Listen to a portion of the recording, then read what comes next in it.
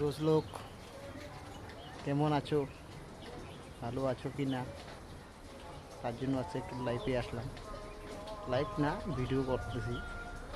জানি না, আমরা কাজে আসছি কলকাতা দীঘাতে আসছি।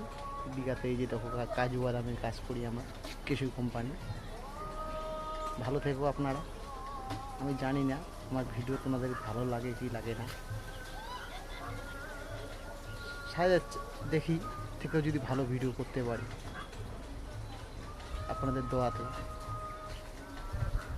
আপনারা ভালো থাকবেন, আমি আছি ভালো।